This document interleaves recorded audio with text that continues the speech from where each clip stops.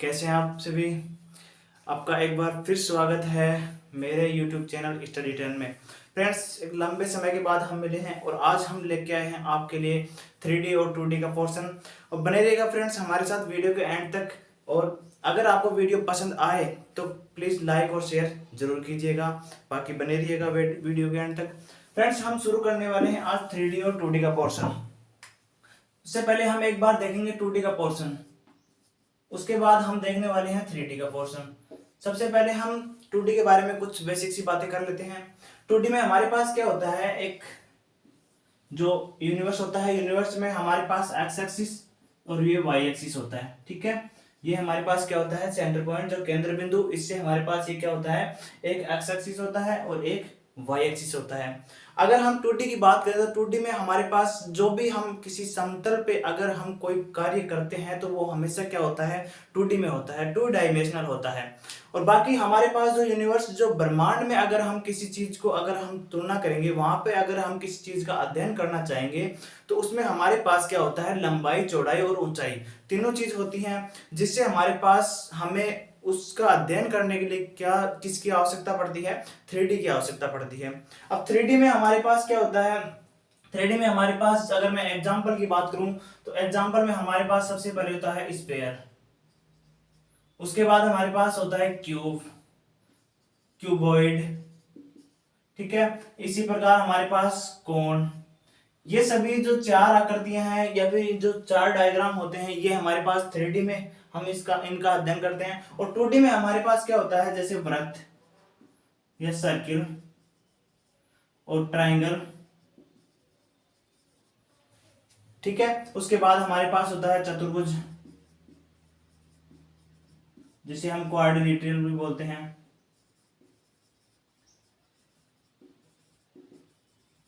ठीक है, इसी प्रकार हमारे पास ये क्या होते हैं, वृत्त, त्रिभुज और चतुर्भुज। इन सभी का हम क्या करते हैं, 2D में हमारे पास इनका क्या होता है, एरिया होता है, क्षेत्रफल होता है और इनका परिमाप होता है। यहाँ पे हमारे पास 3D में क्या होता है, 3D में हमारे पास आयतन होता है।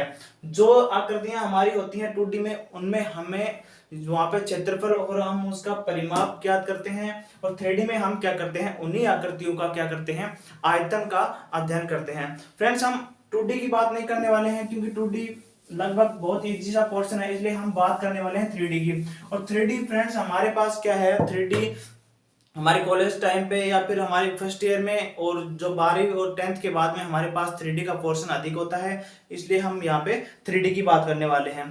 ठीक है, तो 3D हमारे पास क्या होता है, 3D ज्योमेट्री। ठीक है, ये हमारे पास त्रिविमीय निर्देशांक ज्यामिति होती है। इसका जो हिंदी होता है वो होता है त्रिविमीय निर्देशांक ज्यामिति।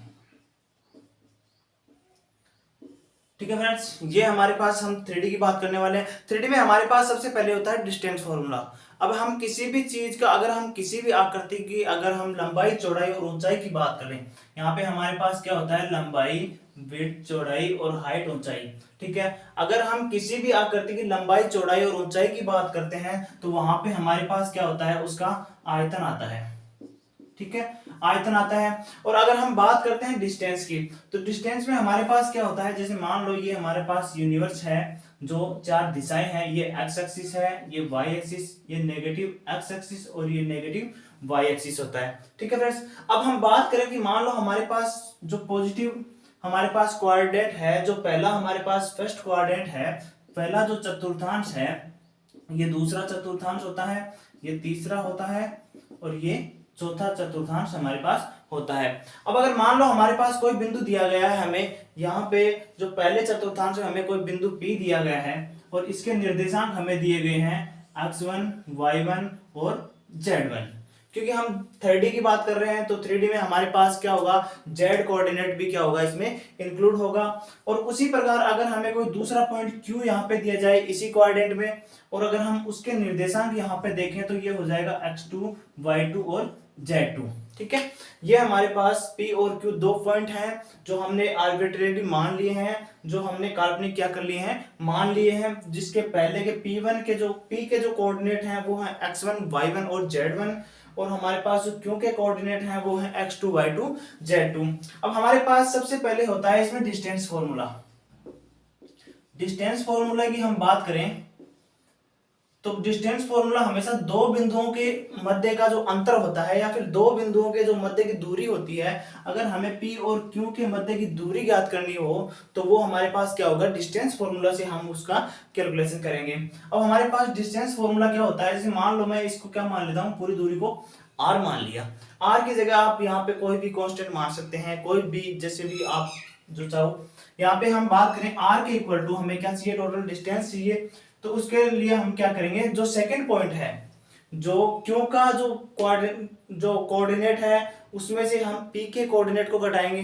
ठीक है, तो हमारे पास यहाँ पे हो जाएगा x2 माइनस x1 का square plus y2 minus y1 का square plus z2 minus z1 का स्क्वायर। ठीक है फ्रेंड्स, और इसका होगा अंडर रूट। ये हमारे पास क्या होता है, दो बिंदुओं के मध्य जो दूरी है उसका जो दूरी निकालने का जो फॉर्मूला होता है, या डिस्टेंस जो फॉर्मूला होता है वो क्या होता है, r equal to x2 minus x1 का square plus y2 minus y1 का square plus z2 minus z1 का स्क्वायर। अब हम इसको आगे और सोल्व करते हैं तो ये हमारे पास इसका वर्ग करेंगे तो ये r के स्क्वायर के बराबर होगा, और ये हो जाएगा x2 माइनस x1 का square plus y2 minus y1 का square plus z2 minus z1 का स्क्वायर। ठीक है फ्रेंड्स, ये हमारे पास क्या बन जाता है, एक डिस्टेंस फॉर्मूला बन जाता है। दो बिंदुओं के मध्य की अगर हमें दूरी निकालनी है तो हमें इस डिस्टेंस फॉर्मूले का क्या करना पड़ेगा, यूज करना पड़ेगा, जिससे हम उसके मध्य दूरी निकाल सकते हैं। अगर यही चीज हमारी 2D में होती, टू डायमेंशनल होती, तो हम यहाँ पे जेड कोऑर्डिनेट को क्या करते, इग्नोर कर देते, या फिर इसको इंक्लूड नहीं करते। अब फ्रेंड्स मैं बात करूं आगे, हमारे पास डिवीजन फॉर्मूला भी होते हैं। इसमें हमारे पास क्या होते हैं, डिवीजन फॉर्मूले होते हैं। डिवीजन फॉर्मूले से पहले हम उससे थोड़ी सी बेसिक बात करते हैं कि डिवीजन फॉर्मूला क्या होता है, किस प्रकार अप्लाई होता है, ये सभी बातें हम देखने वाले हैं। जैसे मान लो अभी हमने माना P और Q दो पॉइंट मान लिए। ठीक है, हमारे पास ये 3D में क्या होते हैं, दो पॉइंट होते हैं। 3D का मतलब हमारे पास ब्रह्मांड में कहीं भी दो पॉइंट हैं, और दो पॉइंटों के मध्य हमें क्या करना है, डिवीजन पॉइंट निकालना है, मतलब इसका विभाजन बिंदु निकालना है। अब फ्रेंड्स हमारे पास विभाजन बिंदु दो प्रकार के होते हैं। विभाजन बिंदु, इनको हम डिवीजन पॉइंट बोलते हैं। ठीक है फ्रेंड्स हमारे पास क्या होता है, विभाजन बिंदु जो डिवीजन पॉइंट होते हैं वो टू टाइप्स के होते हैं, जिसमें पहला टाइप होता है आंतरिक विभाजन या फिर अंतर विभाजन। ठीक है, इनको हम इंटरनल डिवीजन बोलते हैं, इनको हम इंग्लिश में लिखते हैं INTER, इंटरनल डिवीजन। उसी प्रकार हमारे पास जो सेकंड होता है वो होता है बाह्य विभाजन, जो हमारे पास होता है एक्सटर्नल डिवीजन। ठीक है फ्रेंड्स, हमारे पास विभाजन बिंदु दो प्रकार के होते हैं। पहला होता है आंतरिक विभाजन इंटरनल डिवीजन, उसके बाद दूसरा होता है बाह्य विभाजन एक्सटर्नल डिवीजन। अब फ्रेंड्स हमारे पास ये दो डिवीजन पॉइंट होते हैं, इनका हम एक एक करके यहाँ पे क्या करेंगे, अध्ययन करने वाले हैं। अब हमारे पास सबसे पहले हम देखते हैं इंटरनल डिवीजन, आंतरिक विभाजन। अब फ्रेंड्स हमने दो बिंदु माने यूनिवर्स में, ब्रह्मांड में कहीं भी P और Q मान लिए। अब हमारे पास इन दोनों को जोड़ने वाली जो दूरी होगी वो हमारे पास क्या होगी, हमने पहले भी यहाँ पे हमारे पास जो कोऑर्डिनेट हमें फिक्स करके उसमें डिस्टेंस निकाली है। अब फ्रेंड्स डिस्टेंस तो हम इनके निकाल सकते हैं, क्योंकि हमें अगर इसके कोऑर्डिनेट दिए गए हैं x1 y1 और z1, और इसके दिए गए हैं x2 y2 और z2, तो हम इनका जो डिस्टेंस है वो हम निकाल सकते हैं। अब हम यहाँ पे डिस्टेंस की बात नहीं कर रहे, हम कर रहे हैं डिवीजन पॉइंट की बात। अब डिवीजन पॉइंट मान लो इसके बीच में हम कहीं भी मान लेते हैं, जैसे मान लो सेंटर में, ये बिल्कुल सेंटर में ना मान के एक बार हम यहाँ पे मान लेते हैं, कहीं भी हम मान लेते हैं पी क्यू आर, ठीक है।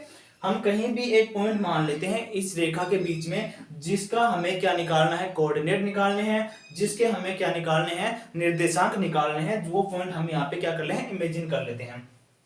अब फ्रेंड्स हम क्या करेंगे, हमारे पास जो डिवीजन फॉर्मूला होता है वो क्या होता है 3D में, वो हमारे पास, अगर मैं मान लेता हूं इसको m1 और m2 के रेशियो में, हम जैसे मान लो किसी कोई भी इस रेखा पे हमने पॉइंट माना, वो पॉइंट इस रेखा को m1 और m2 के अनुपात में क्या करता है, डिवाइड करता है, ठीक है। तो हमें क्या करना पड़ेगा, यहाँ पे p और q के बीच की दूरी माननी पड़ेगी जो हमने m1 मानी है, और जो r है, सॉरी, p और r के बीच की दूरी, और r और q के बीच की दूरी जो हमारे पास क्या है, m2 है।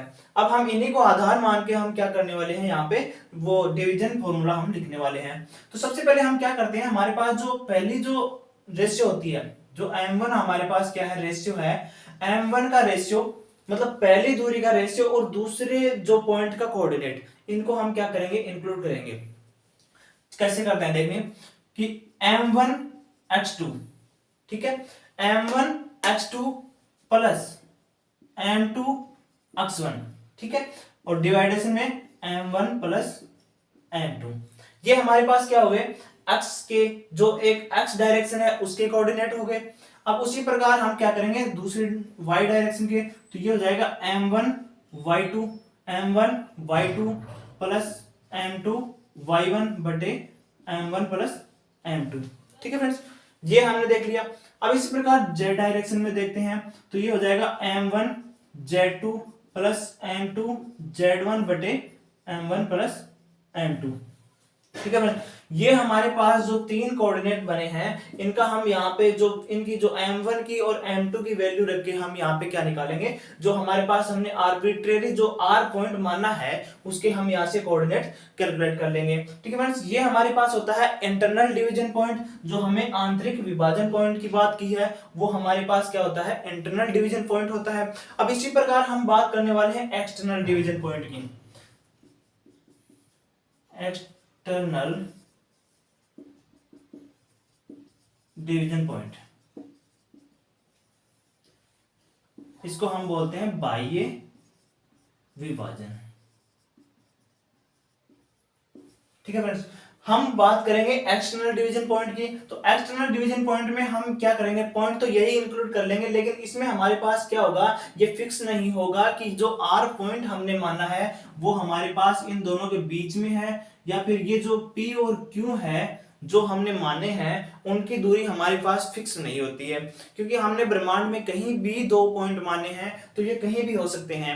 या फिर हम मान लेते हैं कि हमारे पास अगर हम एक्सटर्नल डिवीजन पॉइंट निकालेंगे तो जो पॉइंट हम मानेंगे वो ये कतई जरूरी नहीं है कि वो हमारा इन दोनों पी और क्यू के बीच में ही हो, वो हमारे पास यहाँ भी हो सकता है, ठीक है। ये P से इस साइड में भी हो सकता है, या फिर P के या फिर Q के उस तरफ भी हो सकता है, ये राइट और लेफ्ट कहीं भी हो सकता है, क्योंकि ये हमारे पास क्या है, बाह्य विभाजन पॉइंट है। और बाह्य विभाजन पॉइंट हमने जो दो पॉइंट माने हैं P और Q, उसके बीच में ना होके उनके इर्द गिर्द कहीं भी हो सकता है।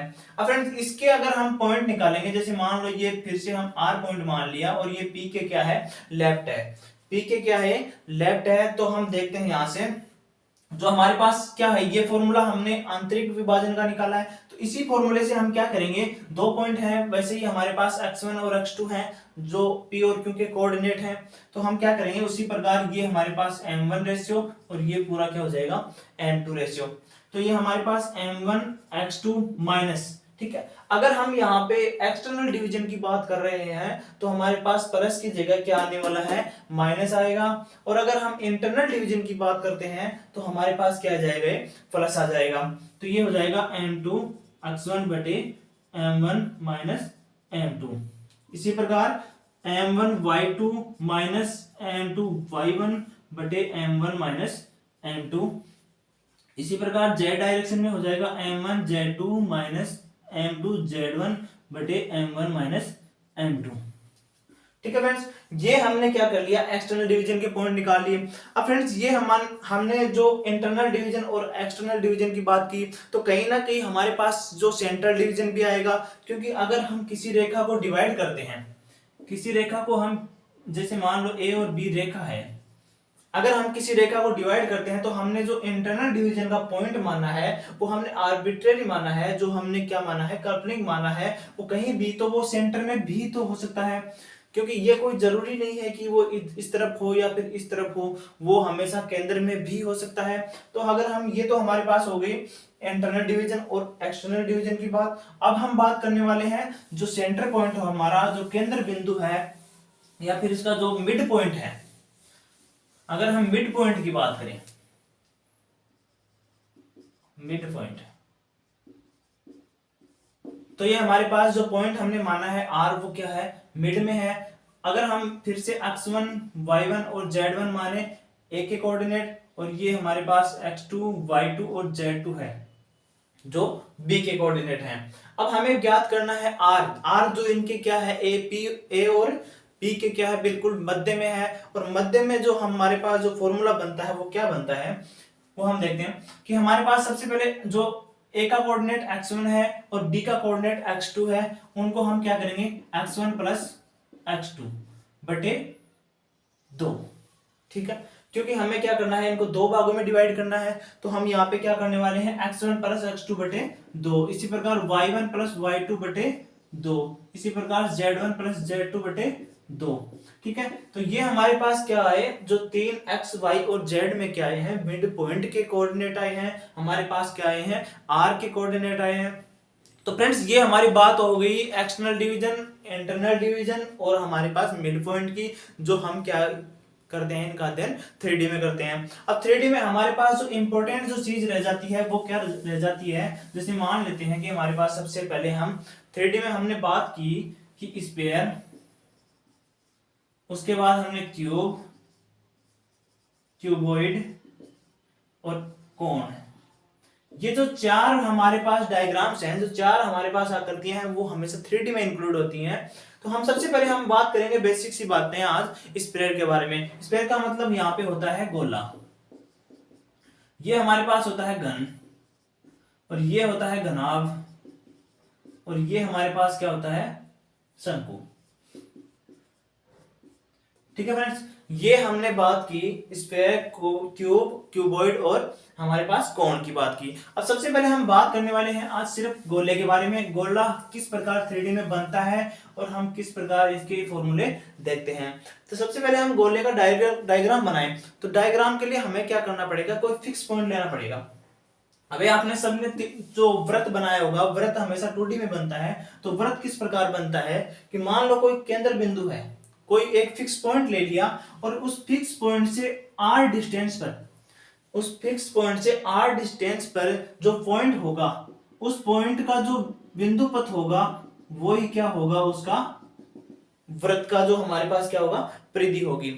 किसी फिक्स पॉइंट से r डिस्टेंस पे किसी दूसरे पॉइंट का जो पथ होगा, वो हमेशा क्या बनाएगा, एक सर्किल बनाएगा, वो हमेशा क्या बनाएगा, एक वृत्त बनाएगा। अब इसी प्रकार अगर हम एक एग्जांपल देखें, तो हमने देखा होगा कि अगर हम किसी पशु को किसी खूंटे से बांध देते हैं, और उसकी जो रस्सी होती है वो सीमित होती है। ठीक है, उसकी जो रस्सी होती है वो क्या होती है, सीमित होती है, और उस सीमित रस्सी के चारों तरफ वो पशु क्या करता है, यहाँ पे दोलन करता है, वो इस तरफ यहाँ से इसके चारों क्या करता है, वो चक्कर लगाता है, तो वो क्या बनाता है, एक सर्किल का डायग्राम बनाता है। ठीक है, अब इसी प्रकार हम बात करने वाले हैं स्फीयर की। तो स्फीयर में हमारे पास क्या होता है, उसमें भी हमारे पास एक फिक्स पॉइंट होता है। फिक्स पॉइंट से हमारे पास r डिस्टेंस पे जो बिंदु होता है वो क्या होता है, इस प्रकार एक आकृति बनाता है। ठीक है, इस प्रकार हमारे पास वो क्या बनाता है, एक आकृति बनाता है। तो अब फ्रेंड्स हम ये पहचाने कैसे कि ये जो सर्किल है या फिर स्फीयर है, तो हम इससे क्या करते हैं, यहां से इसको इस प्रकार कर देते हैं, जिससे हमें पता चल जाए कि ये जो जितना इस प्रकार बाहर की तरफ है, उतना ही क्या है, अंदर की तरफ है। तो इससे हमें पता चलता है कि ये क्या है, एक गोला है। ठीक है, ये क्या है, एक गोला है। और इससे हमारे पास ये जो डॉट डॉट लाइन है, इससे हमें पता चलता है कि ये गोला सिर्फ ना कि 2D में है, ये हमारे पास क्या है 3D में है। और ये जितना सतह के अंदर है उतना ही सतह के बाहर भी होता है। अब फ्रेंड्स हम बात करें, ये जो हमारे पास होती है रेडियस, आर को हम क्या मानते हैं, जो केंद्र बिंदु हम मान लो ओ है, ओ से हमारे पास परिधि तक जो पॉइंट है उनके जो बीच की दूरी होती है वो हमारे पास क्या होती है, इसकी रेडियस होती है। ठीक है, वो हमारे पास क्या होती है, इनकी रेडियस होती है। अब हमारे पास रेडियस क्या होती है, रेडियस का मतलब जो हमारे पास इसका जो डायमीटर होता है, व्यास होता है, क्या होता है, व्यास होता है, डायमीटर। डायमीटर होता है वो क्या होता है 2 इंटू आर होता है, 2 इंटू रेडियस होता है। ठीक है, जो इसका व्यास होता है वो क्या होता है, त्रिज्या का दुगुना होता है। जो इसका व्यास होता है वो 2 गुना त्रिज्या होता है। ठीक है फ्रेंड्स, उम्मीद करता हूं ये चीजें आपको समझ में आई होगी। अब फ्रेंड्स इससे संबंधित हमारे पास जो एक इक्वेशन बनती है वो इक्वेशन हम देख लेते हैं, बाकी हम देखने वाले हैं नेक्स्ट क्लास में। अब फ्रेंड्स सबसे पहले मैं बात करता हूं यहाँ पे उस इक्वेशन की। इक्वेशन में हमारे पास क्या होता है, वैसे ही हमने क्या कर लिया कि 2 पॉइंट मान लिए। 2 पॉइंट किस प्रकार मान लिए कि मान लो ये जो पॉइंट है जो इसकी परिधि पर है उसको हमने P मान लिया, और इसका जो हमारे पास ये होता है x, y और z, ये हमने इसके क्या मान लिए, कोऑर्डिनेट मान लिए। और जो इसका केंद्र है, और केंद्र का कोऑर्डिनेट हमेशा आपको पता है 0 0 0 होता है। ठीक है, केंद्र के कोऑर्डिनेट हमेशा क्या होते हैं, 0 0 होते हैं। अगर हम बात करें 3D की, तो यहाँ पे हमारे पास जो सेंटर पॉइंट होता है इसके भी हमारे पास कोऑर्डिनेट क्या होते हैं, 0 0 होते हैं। तो फ्रेंड्स ये हमारे पास क्या हो गया, ये 2 पॉइंट हो गए। और थोड़ी देर पहले हमने देखा था कि 2 पॉइंटों के मध्य की दूरी हम किस प्रकार निकालते हैं, तो वो हमारे पास क्या था, डिस्टेंस फॉर्मूला था, डिस्टेंस फॉर्मूला। ठीक है, वो हमारे पास क्या था, डिस्टेंस फॉर्मूला था। और वो हमने किस प्रकार लिखा था कि दूसरे पॉइंट के कोऑर्डिनेट में से पहले पॉइंट के कोऑर्डिनेट हम क्या करेंगे, घटाएंगे, और वो क्या होगी, r के इक्वल टू होगी। तो r हमने क्या मानी है, यहाँ पे रेडियस मानी है, r इक्वल टू, तो ये हो जाएगा x माइनस 0 का स्क्वायर प्लस y माइनस 0 का स्क्वायर प्लस z माइनस 0 का स्क्वायर, और इसका क्या होता है, अंडर रूट होता है। ये हमारे पास क्या होता है, डिस्टेंस फॉर्मूला होता है। अगर हम इसका वर्ग करेंगे तो ये हो जाएगा हमारे पास r के स्क्वायर के इक्वल टू हो जाएगा, और ये हमारे पास x माइनस 0 है, तो 0 का यहाँ पे कोई वैल्यू नहीं है, तो हम इसको डायरेक्ट क्या कर देते हैं, x का स्क्वायर प्लस y का स्क्वायर प्लस z का स्क्वायर, और ये हमारे पास क्या हो जाता है, इसका वर्ग हो जाता है। तो फ्रेंड्स ये हमारे पास जो आई है, एक जो हमारे पास जो इक्वेशन बनी है वो क्या बनी है, इक्वेशन ऑफ, जहाँ पे जो स्फीयर, ठीक है, इक्वेशन ऑफ स्फीयर, गोले की हमारे पास क्या बनी है, समीकरण बनी है। ये हमारे पास क्या है, इसकी जनरल समीकरण है। ठीक है फ्रेंड्स, उम्मीद करता हूं ये सभी चीजें आपको समझ में आई होंगी। फ्रेंड्स अगर ये सभी चीजें आपको समझ में आई हैं तो वीडियो को लाइक और शेयर करना ना भूलिएगा। बाकी हम मिलते हैं नेक्स्ट वीडियो में एक नई क्लास के साथ, नए जोश और नए उमंग के साथ। थैंक यू, धन्यवाद, वेलकम।